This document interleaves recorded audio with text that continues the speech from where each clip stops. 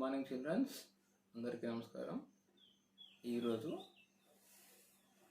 ఈ వీడియోలో తెలుగు భాషకు సంబంధించి మనం గుణితాల గురించి నేర్చుకుందాం. దాంట్లో కా గుణితం గురించి తెలుసుకుందాం.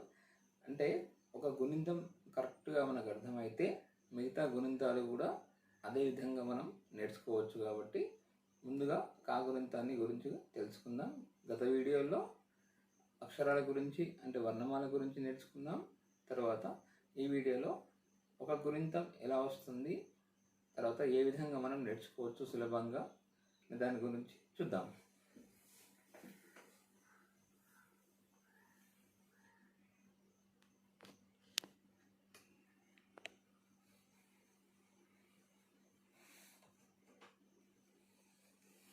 ఓకే, చూడండి, మన ముందు ఇక్కడ కొంత మెటీరియల్ కనిపిస్తూ ఉంటుంది. వీటిని ఆధారం చేసుకొని మనం గుణితాలను నేర్చుకుంటున్నాం.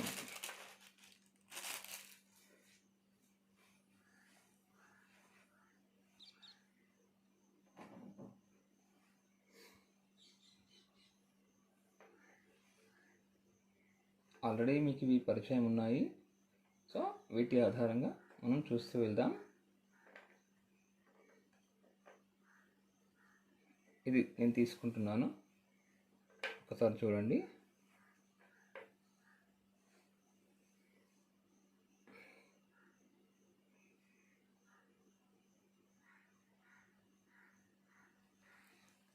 ఇది ఆంగ్ల అక్షరంలో అయితే ఎస్ అని అనుకుంటాం. అదే తెలుగులో అయితే మనం కాగా మారుస్తున్నాం. అది ఇలాగో మీరు చూస్తారు. ఇది కా అని మనం పిలుస్తూ ఉంటాం. అయితే ఇప్పుడు మనం నేర్చుకునేటువంటిది ఏంటి అంటే ఈ యొక్క కా అనే అక్షరానికి సంబంధించి హల్లులకు సంబంధించి ఉన్నటువంటి వర్ణమాల కాదు, వర్ణమాలలో హల్లులకు సంబంధించి గుణితాలను మనం నేర్చుకుంటూ ఉన్నాం. ఈ యొక్క గుణితాలు అనేటటువంటివి మనకు ఈజీగా అర్థం కావాలి అంటే ఖచ్చితంగా అక్షరాలు వచ్చి ఉండాలి. ఓకే, చూడండి. ఇప్పుడు ఇక కా గుణితానికి సంబంధించి ఇది తలకట్టును తీసుకుంటున్నాం. తలకట్టు అనేటటువంటిది మనకు ఆ అనేటటువంటి అచ్చు ఏదైతే మొదటి అక్షరం ఉందో దానికి గుర్తుగా మనం ఉపయోగిస్తాము. కాకు తలకట్టిస్తే కా అంటే ఇక్కడ ఆ అనే అక్షరం మనకు కనిపించదు, కానీ దాన్ని పలుకుతూ ఉంటాం.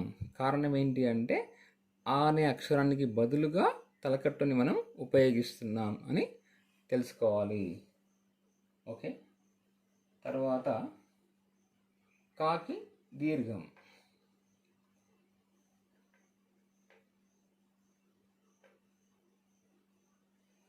ఇప్పుడు కాకి దీర్ఘం ఇస్తే కా అని మనం పిలుస్తూ ఉంటాం. కాకి దీర్ఘం ఇస్తే కా అని అంటూ ఉంటాం అన్నమాట. ఓకే, అంటే ఈ దీర్ఘం అనేటటువంటిది రెండవ ఆకి గుర్తుగా మనం చెప్పవచ్చు. తర్వాత ఒక్క నిమిషం,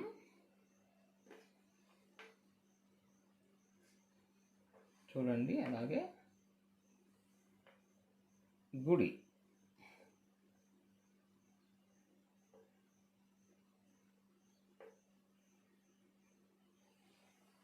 కాకి గుడి ఇస్తే కీ, కాకి గుడి ఇస్తే కీ అని మనం చెప్తూ ఉంటాము. అంటే కీ అని అంటున్నప్పుడు ఈ అనే అక్షరం, తెలుగులో ఈ అనే అక్షరానికి మనం బదులుగా ఈ గుడిని వాడుతూ ఉన్నాము. కాబట్టి కాకి గుడిస్తే కీ అని పిలుస్తూ ఉంటాం. తర్వాత ఈ గుడికి మళ్ళీ ఏం చేస్తున్నామంటే గుడి దీర్ఘాన్ని కలుపుదాం. గుడికి దీర్ఘం ఇస్తున్నాను. ఇప్పుడు ఏమని పిలుస్తున్నామంటే కాకి గుడి దీర్ఘం ఇస్తే కీ సాగదీయాలన్నమాట. రబ్బరు ఎలాగైతే సాగుతూ ఉంటుందో ఆ విధంగానే ఎక్కడైతే దీర్ఘం వస్తుందో అది దీర్ఘం కావచ్చు, గుడి దీర్ఘం కావచ్చు, కొమ్ము దీర్ఘం కావచ్చు. ఇలా దీర్ఘం ఎక్కడ వచ్చినా, ఏ గుణితంలో వచ్చినా, అచ్చులలో వచ్చినా దీర్ఘాక్షరాలన్నింటికి కూడా సాగదీయడం అనేది తెలుసుకోవాలి. రబ్బరు సాగినట్లుగా సాగదీయాలి. కీ కా అని పిలవాలి. సో ఇది కీ అని మనం చెప్తున్నాం. కాకుడిస్తే కీ. తర్వాత మళ్ళీ కాకి కొమ్ము.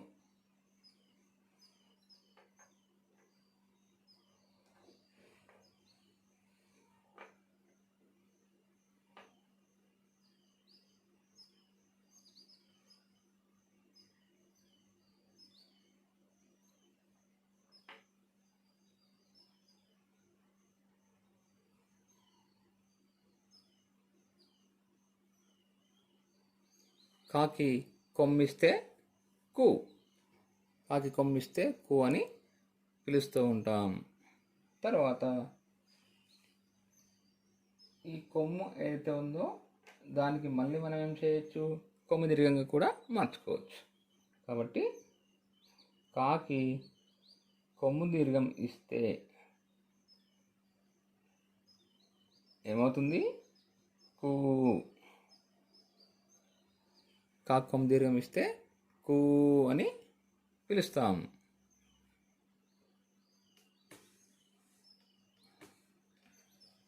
కాకి కొమ్ము దీర్ఘం ఇస్తే కు అని పిలవాలి, చెప్పాలి.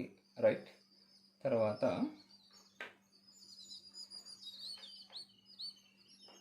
నెక్స్ట్ ఋత్వం.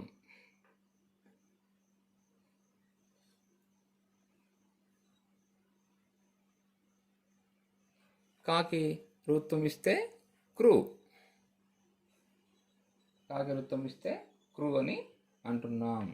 మరి ఋత్వం దీర్ఘం ఇస్తే దీర్ఘాన్ని ఋత్వాన్ని కలిపాను. క్రూ. కాకి ఋత్వం దీర్ఘం ఇస్తే క్రూ అని చెప్పాలి. తర్వాత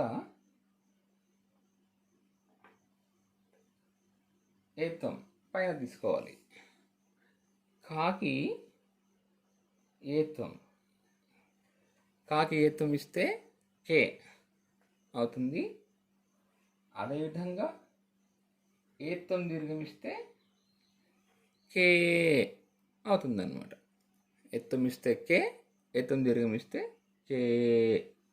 రెండవ ఏ ఇక్కడ. సో ఏదైతే పలుకుతున్నామో ఆ చివరి పలికేటటువంటి దాంట్లో చివరి అచ్చుని మనం గుర్తించాలి. కాబట్టి ఇక్కడ ఇచ్చినటువంటి గుర్తుని అలా పిలుస్తున్నామని తెలుసుకోవాలి. కే. కాకేత్వం ఇస్తే కే. తర్వాత దీర్ఘం తీసేసాను. కాకు అయ్యత్వం ఇద్దాం. కాకాయత్వం ఇస్తే ఏమవుతుంది చెప్పండి.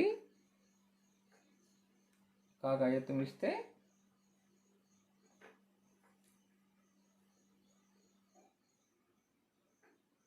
కాకి అయ్యత్వం ఇస్తే కై. వెరీ గుడ్ చెప్పారు. కాకాయత్వం ఇస్తే కై అవుతుంది. చూడండి. రైట్. తర్వాత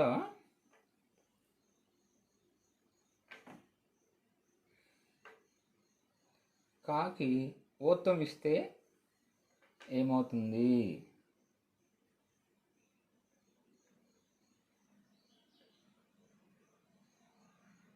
కాకి ఓత్వం ఇస్తే కో అవుతుంది. ఓత్వం ఓకి గుర్తుగా పిలుస్తాం కాబట్టి కాకి ఓత్వం ఇస్తే కో. Very good. ఇంకా ఈ ఓత్వానికి ఏం చేస్తున్నాం, దీర్ఘం కలుపుతున్నాం. దీర్ఘం యాడ్ చేస్తే కాకి ఓత్వం దీర్ఘం ఇస్తే కో అలా సాగదీయాలి. ఓత్వం దీర్ఘం ఇస్తే కో అంటున్నాం. ఓకే. మరి కాకి అవత్వం ఇస్తే అవత్వం ఎలానో చూడండి. ఫస్ట్ ఇది కొమ్ము అనుకుంటున్నాం. కొమ్ముని ఈ కొమ్ముకి దీర్ఘం ఇస్తే కొమ్ము దీర్ఘం అవుతుంది కదా. అదేవిధంగా కొమ్ముని ఈ విధంగా తీసుకోవాలి. అంటే సికి అపోజిట్లో తీసుకోవాలి. ఆంగ్ల అక్షరమైన సికి అపోజిట్లో తీసుకుంటూ ఇక్కడ మళ్ళీ కొమ్ము దీర్ఘాన్ని కలుపుతున్నాం. కొమ్ముని దీర్ఘాన్ని సిని అపోజిట్లో తీసుకుంటూ దానికి దీర్ఘాన్ని కలుపుతున్నాం. అప్పుడు ఏమవుతుంది, మనకు కౌ అని మనకు తెలుస్తూ ఉంటుంది. కాకి అవత్వం ఇస్తే కౌ అని మనం చెప్తూ ఉంటాం. జాగ్రత్తగా గమనించండి. ఇది మీకు సులభంగా అర్థం కావడం కోసం నేను ప్రయత్నం చేస్తున్నాను. కాకి అవత్వం ఇస్తే కౌ అని పిలుస్తూ ఉన్నాం. ఇలా చూడవచ్చు మనం దీన్ని. ఇది జారిపోతూ ఉన్నాయి. కాకి అవత్వం ఇస్తే కౌ. తర్వాత కాకి సున్నా పెడితే, కాకి సున్నా పెడితే కమ్.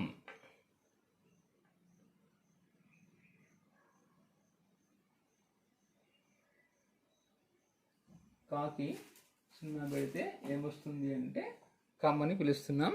ఇక్కడ ఈ రబ్బర్ని మీరు సున్నాగా గుర్తించాలి. సో కాకి సున్నా పెడితే కమ్ అని పిలుస్తూ ఉన్నాం. 2 సున్నాలు పెడితే కహ, కమ్ కహ, కహ అని పిలుస్తూ ఉన్నాం. కాకి 2 సున్నాలు పెడితే కహ. ఇంతటితోటి ఈ గుణింతం పూర్తవుతూ ఉంటుంది. అయితే ఇక్కడ మనం తెలుసుకోవాల్సింది ఏంటంటే, ఇది తీసేస్తున్నాను, ఒక హల్లు గుణింతం కంటే ముందు ఏ విధంగా ఉంటుంది, ఎలా పలుకుతున్నాం అనేటటువంటిది తెలుసుకోవాలి. జాగ్రత్తగా వినండి.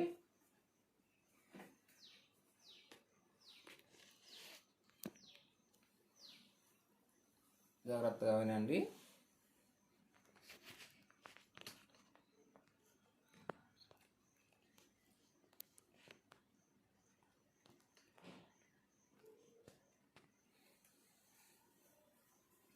ఓకే, కొంచెం ఇబ్బందికరంగా ఉంది, క్షమించాలి ఇలా మర్చుతున్నందుకు. ఓకే, ఏంటంటే ఇక్కడ గమనించే విషయం ఏంటంటే, గుణింతాన్ని నేర్చుకునే కంటే ముందు మనం తెలుసుకోవాల్సిన విషయం ఏంటంటే, ఒక హల్లు ఏ విధంగా పూర్తి హల్లుగా మనం పలుకుతూ ఉన్నాము, అది ఎలా మారుతుంది, అంతకుముందు ఏ విధంగా ఉంది అనేది తెలుసుకోవాలి.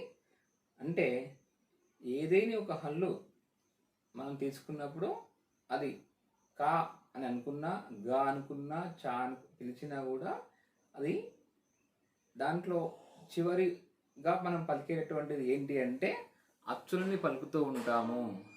అక్షరాన్ని తీసుకున్నప్పుడు కా అంటున్నప్పుడు చివరిగా ఆ అనే అక్షరం వస్తుంది. పలకండి, కా అనండి. ఓకే అన్నారు. కా అన్నప్పుడు దాంట్లో ఆ అనే అక్షరం మనకు వస్తూ ఉంటుంది. మరి ఈ ఆ అనే అక్షరం లేకపోతే అప్పుడు ఇలా పలుకుతూ ఉంటాం, క్ అని పిలవాలి. అంటే ఆని తీసేసి పలకండి, అప్పుడు మీకు అర్థమవుతుంది. క్ అని వస్తుంది. అంటే క్ అని ఎందుకు పిలుస్తున్నామంటే, కా అనేటటువంటిది ముందుగానే ఉండదు కాబట్టి అది నకారం పొల్లుతో ఉంటుంది.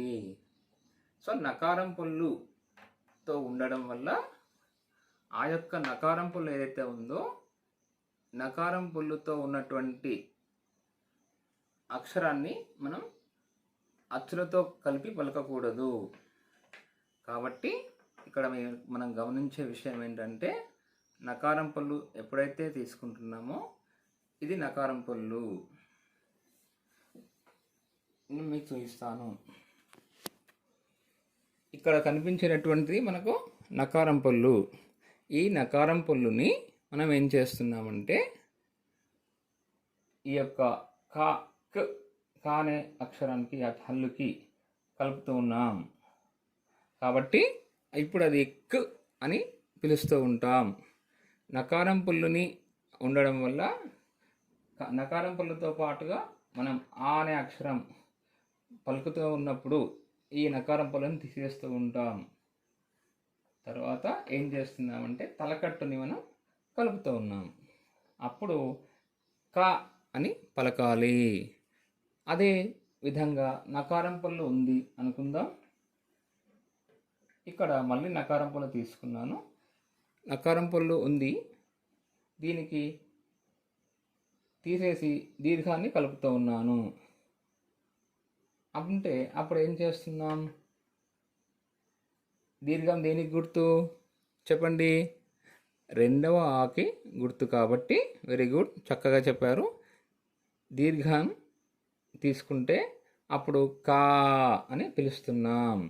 అంటే నకారం పళ్ళు ఉంటే క్ అంటాము, లేకుంటే దీర్ఘం ఉంటుంది కాబట్టి కా అని పిలుస్తాము. కాబట్టి మనకు చూడండి, చివరిలో పలుకుతూ ఉంటే ఆ అనే శబ్దం వస్తూ ఉంటుంది. కాబట్టి రెండవకి గుర్తుగా మనం దీర్ఘాన్ని తీసుకుంటున్నాం. ఈ విధంగానే తలకట్టు ఉంటే ఆ వస్తుంది, దీర్ఘం ఉంటే ఆ వస్తుంది. గుడి ఉంటే ఏమొస్తుంది చెప్పండి? గుడి ఉంటే మనకి ఏమొస్తుంది? ఏ అక్షరం మనకు వస్తుంది? గుడి కనుక ఉంటే, అంటే గుడి ఉంటే ఈ వస్తుంది. Very good. అంటే ఇక్కడ ఉన్నటువంటి ఈ ఏదైతే ఉందో ఈ ఈ అనే అక్షరం మనకు కనిపిస్తూ ఉంటుంది. ఈ అనేటటువంటిది గుడికి గుర్తుగా తీసుకోవాలి. కాబట్టి ఈని తీసేశాను, గుడిని తీసేశాను. మరి అలాంటప్పుడు కాని ఎలా పలకాలి? మళ్ళీ క్ అని పలకాలి. Very good. అంటే అది నకారం పళ్ళుతో ఉంటుంది అనే విషయం తెలుసుకోవాలి. అదేవిధంగా చీ అన్నామనుకోండి, అప్పుడు రెండవ ఈ మనకు కనిపిస్తూ ఉంటుంది. కాబట్టి గుడి దీర్ఘం ఇక్కడ కలుపుతాము. ఈ విధంగా కాకు తలకట్టిస్తే కా నుండి కం కహ వరకు కూడా అచ్చులు వరుసగా వస్తాయి. ఈ విషయాన్ని మీరు గమనిస్తే ప్రతి గుణితంలో కూడా ఇదే విధంగా వస్తాయి అని తెలుసుకుంటారు. చాలా చక్కగా విన్నందుకు ధన్యవాదాలు. Thank you very much.